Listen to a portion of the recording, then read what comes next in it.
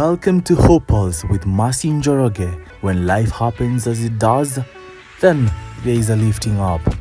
HopePulse with Masi Njoroge.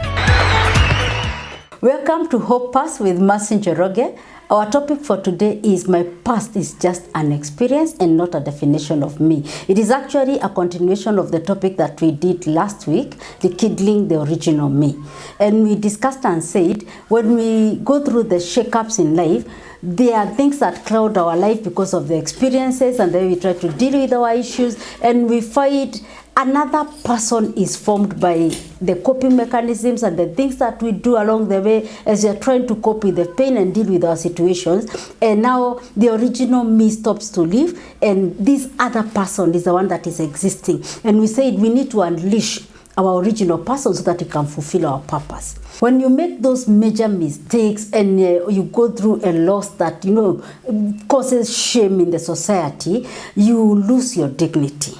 So what happens to us is, before that situation or before the loss, before the experience, I had a title. I was Mrs. So-and-so. I was Mr. So-and-so. And now my Mrs., my wife, my husband, my beloved is gone. So my title immediately changes from the wife of, the husband of, to now a new title, a widow, a widower, a divorcee, a single mom. These titles I never dreamt of, I never applied for. I find myself in a space and a place I don't like, I was not ready for. So you feel a bit lost in that place. At the same time, you also lose what we call your position.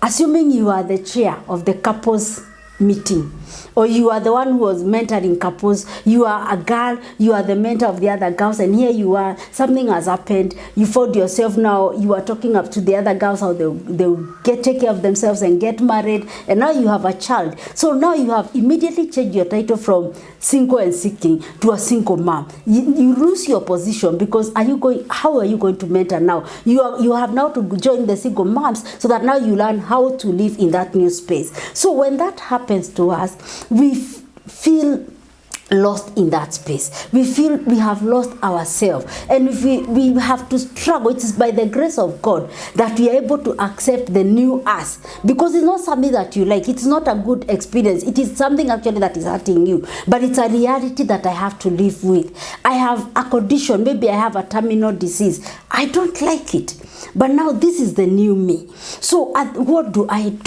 As I am struggling to cope and understand myself, I'm also living in a society.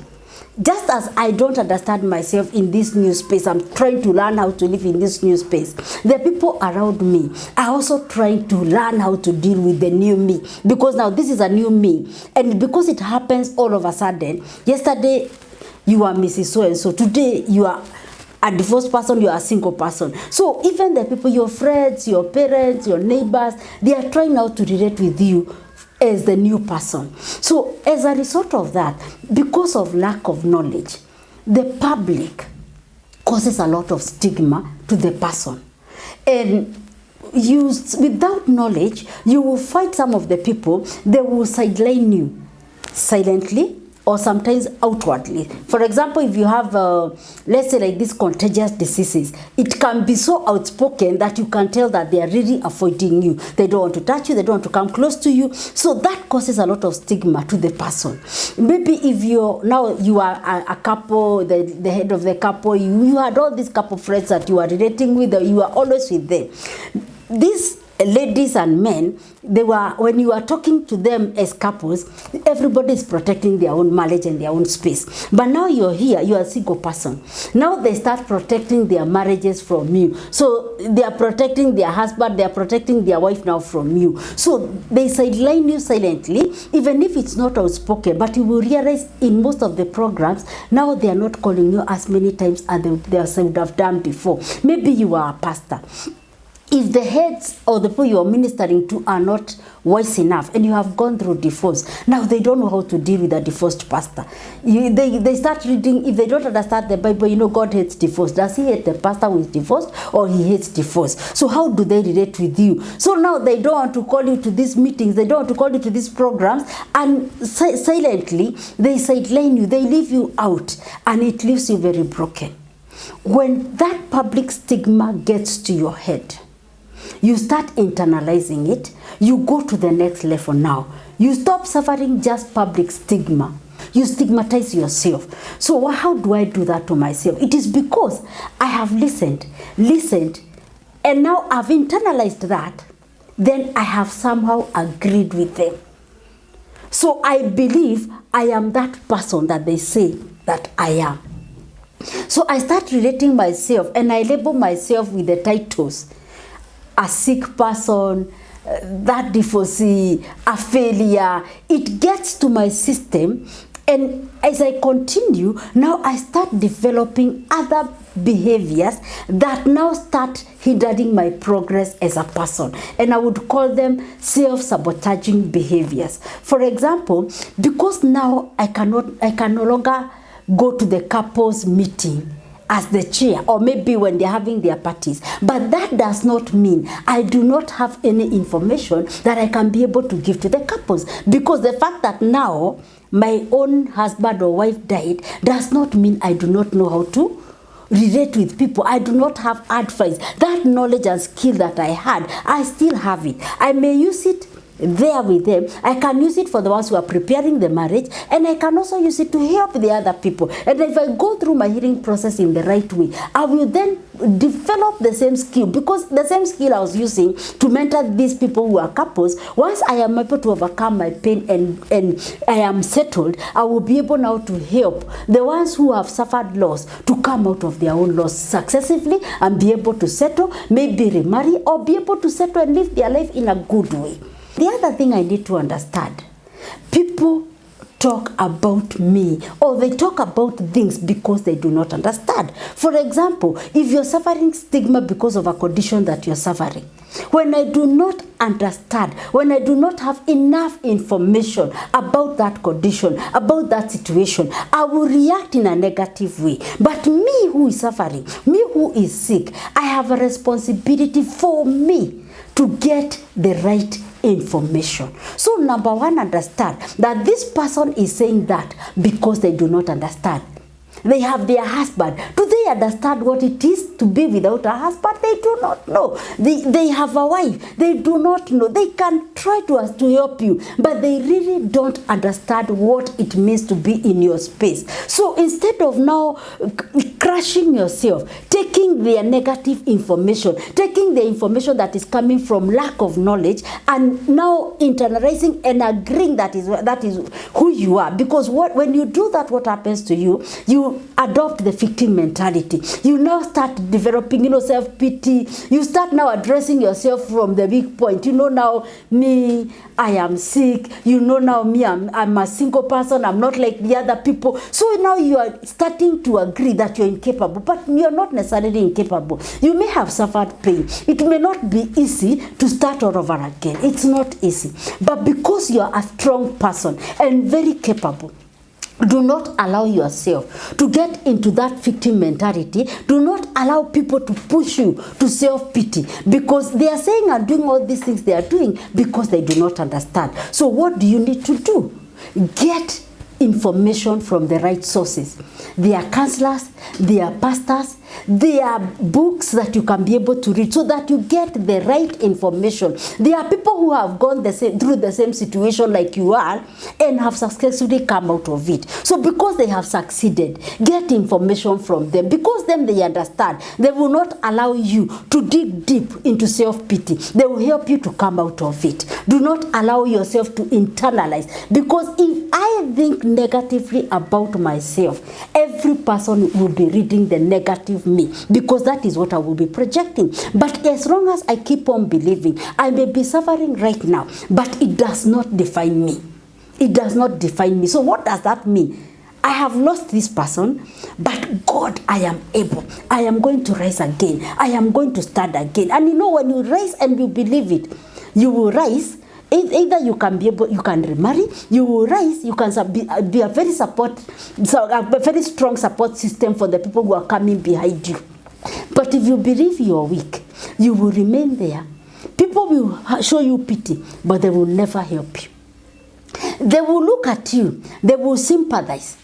You know, when I sympathize with you, I do not change the problem. I only sympathize. So it is okay for them to sympathize. It's okay for them to comfort us. But we must remember, at the end of the whole story, the best and the ideal position, it is when I'm able to rise again and to start and to continue with my life. If I don't get myself to that space, these people who are sympathizing with me, very soon they will get tired.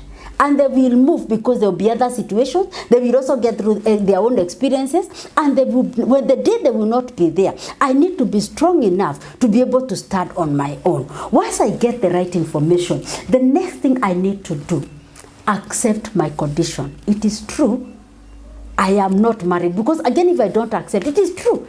If I'm divorced, yes, I am. But I am me. I am Mercy, and I am a blessed daughter of the Lord. I am a widow, but I am blessed of the Lord. When I accept that now, that is who I am now, I start now developing the recovery procedure. I start now taking steps to my healing. I now start developing my own program because now I'm in a new space. So I need maybe to work on my budget. I need to rework on my program, maybe because if I have children and I have to be picking them from school.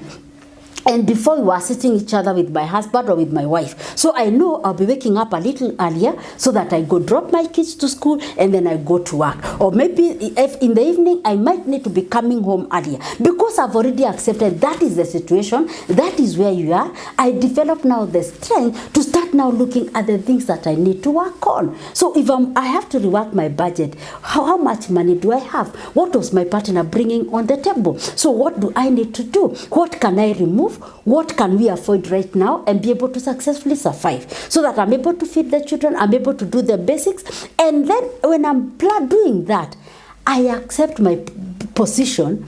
I appreciate the small milestones. So if I'm able to manage a budget of 20,000, don't struggle and kill yourself managing a budget of 100,000. I have 30,000, it is okay. Do I have maybe to step down from some groups that I was in? Because if I was contributing in a group that contributes 10,000 per month, and now my budget, I'm working within a budget of 50,000, I may not be able to do that. And honorably, I can be able to discuss with them. Now, not from a point of self-pity, but from a point of understanding that if I have to start again, if I have to stabilize my family, one of the things that I need to let go is this one. And your friends will understand. And even if they don't understand, remember it is about me. And because I'm very clear with the direction I'm taking, I'm very clear with the steps that I need to take, then I take it not out of self-pity, not because now things are very bad for me, but because it is the right thing to do in that season.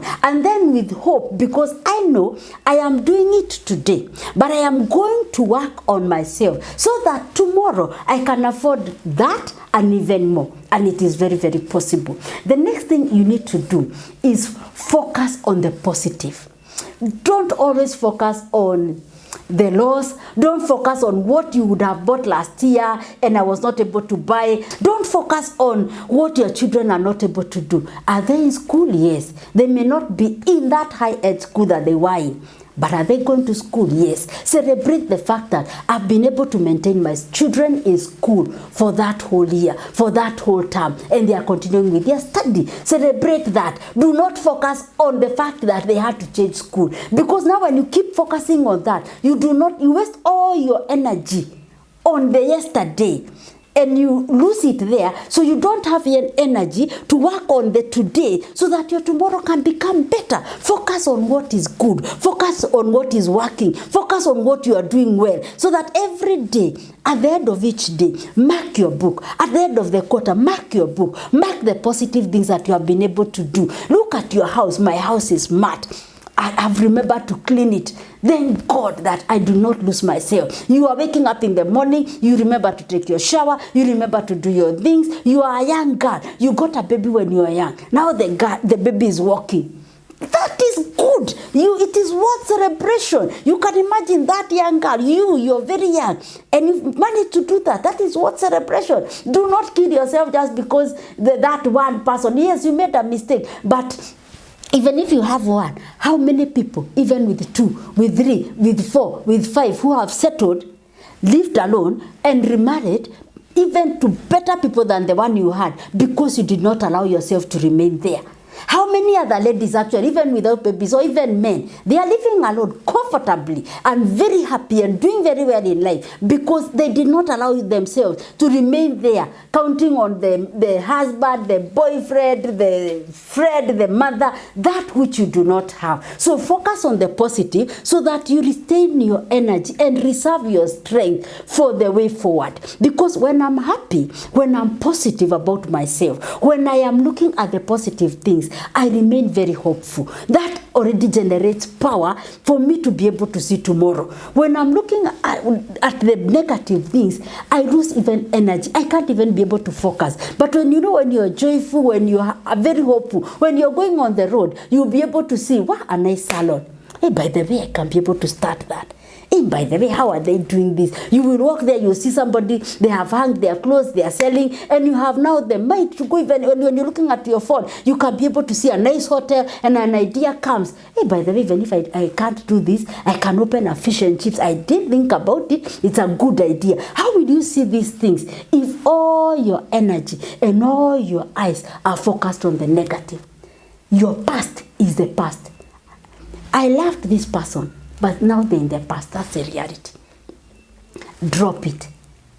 I was that young girl, because you cannot take the child back to the womb for you to become now just a young girl without a child. I'm a single mom. I have a child I'm bringing up. Drop that past. It is in the past now. I am a mother. Celebrate yourself. You are a strong mother. Now give yourself another name. Do not allow yourself to just be calling yourself a single mom. These single ladies, the way people are calling you. Now even yourself, you also call yourself the same way. I am sick. There's the way we own disease, and until you hear somebody saying, now this is my disease, and it became yours. Now you address yourself from it. And by doing that, you really strengthen the devil. You strengthen the disease because you've already owned it. You identify yourself with that disease. Yes, I know I am suffering from this, but you disease, you will not dominate me. You will not control me. That gives you the strength. That's why you find there are people who suffer. They have been declared they have terminal diseases, but they come out with testimonies because they fought that battle. They did not allow themselves to sink. They did not surrender. So they came out strongly. Either they got healed, and even you find there are people who slept and went to be with the Lord, but they went strong. They never suffered. They were able to live their lives. Their children can be able to give a testimony that their mother or their father, there is no one day they found them so lost of hope. They could still be able to take care of their family because they did not allow themselves to be dominated by that condition. They did not allow their life to be defined by the situation. So that situation may be there. That condition may be there. Even if maybe I went and I suffered an accident. Now, I was maybe an athlete. I was doing some games. I am the new me.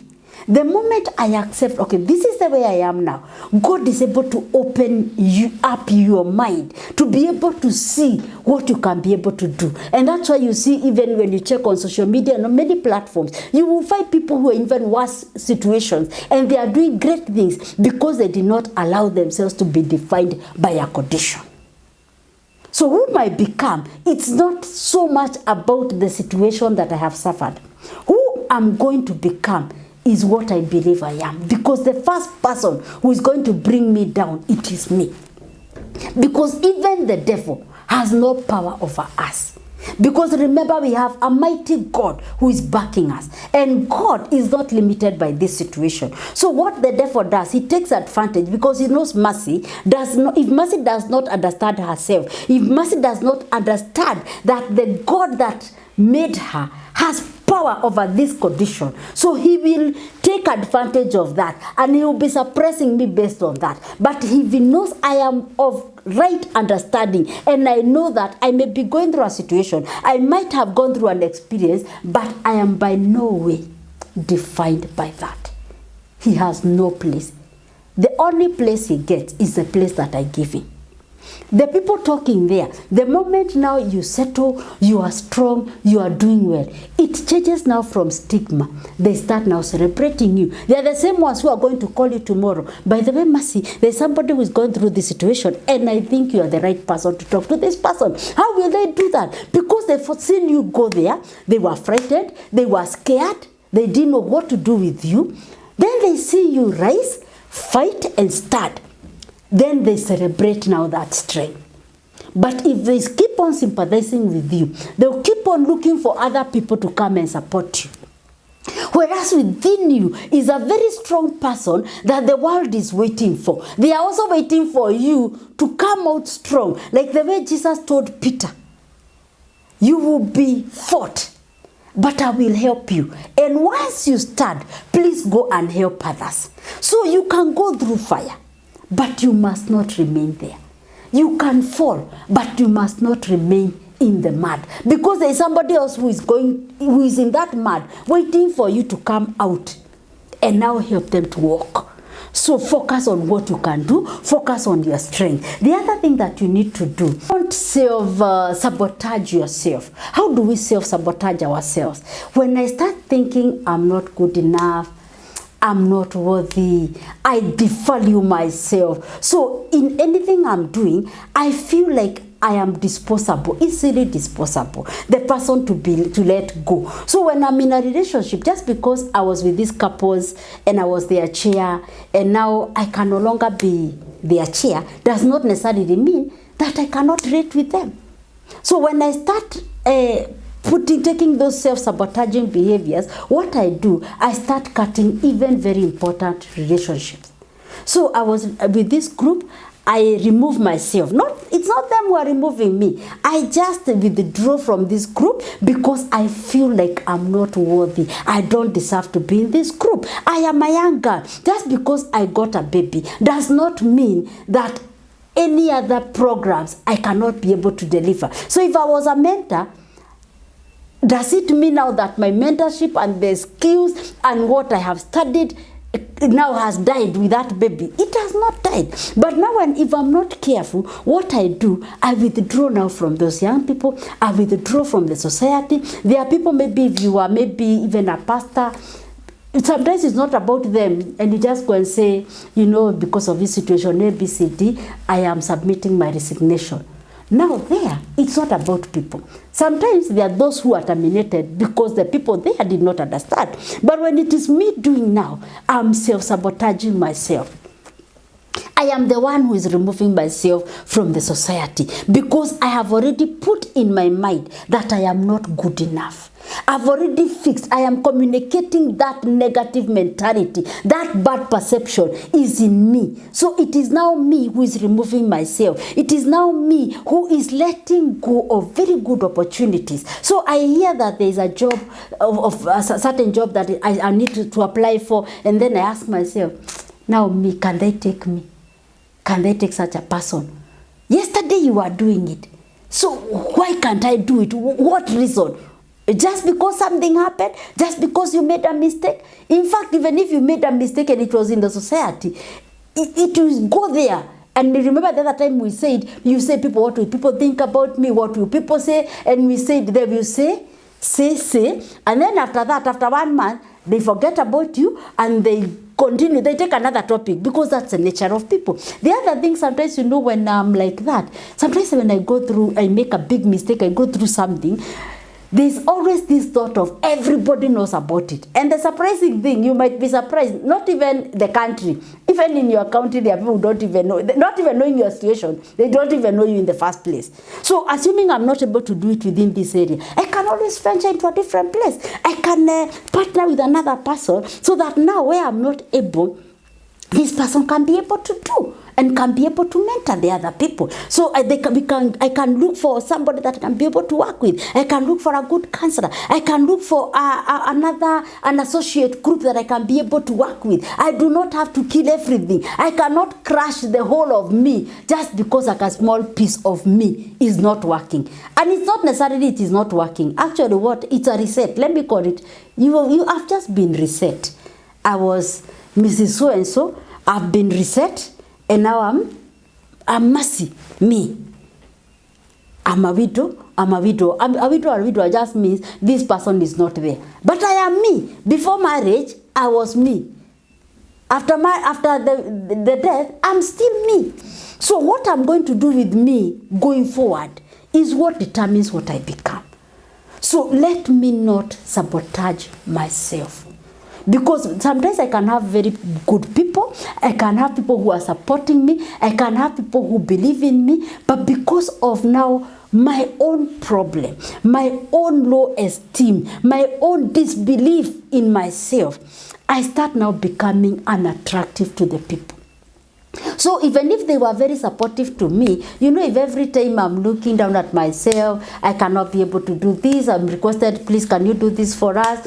I don't think I can be able to do. Every time I am unable, and I surrender to some inability. I become an incapable person, not because of the situation. So that is not attractive to people. So what they will do, even if they were very willing to work with you, and because life must continue, and it continues, so what will happen, these people, they will have to look for other resources. Because if I am not performing anymore at work, and work must be done, if they cannot bring me up to a level where now I'm able to work again and to deliver, they will have no choice. As much as they pity me, they will let me go.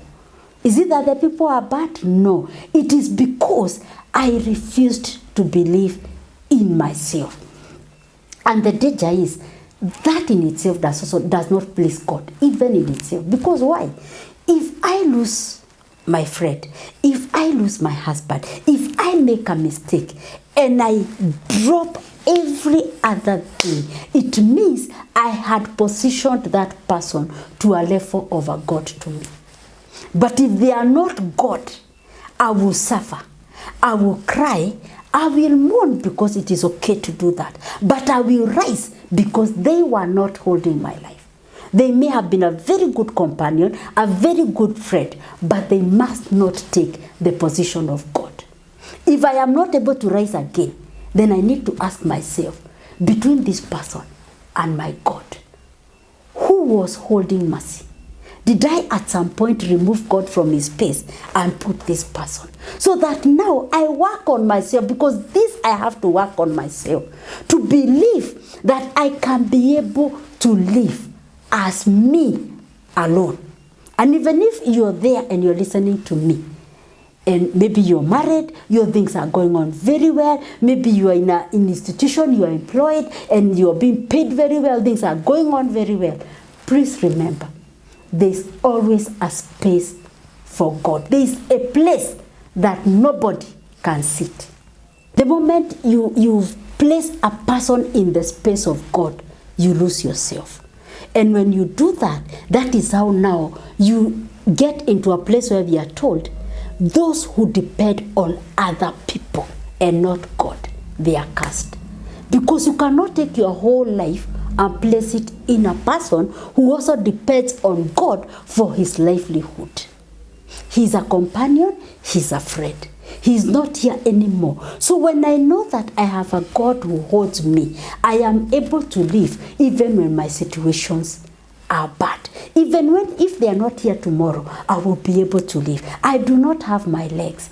But the God who had given me that job that I was doing with my 2 legs is still able to give me something else to do if I allow him to work on me in the new me and perform and deliver the same results. Because remember, we live for a purpose, and God created us for a purpose. So even when situations come and we look like we are shaken, we feel like we are losing our purpose, at the end of the whole story, because it's not about me, it's about God.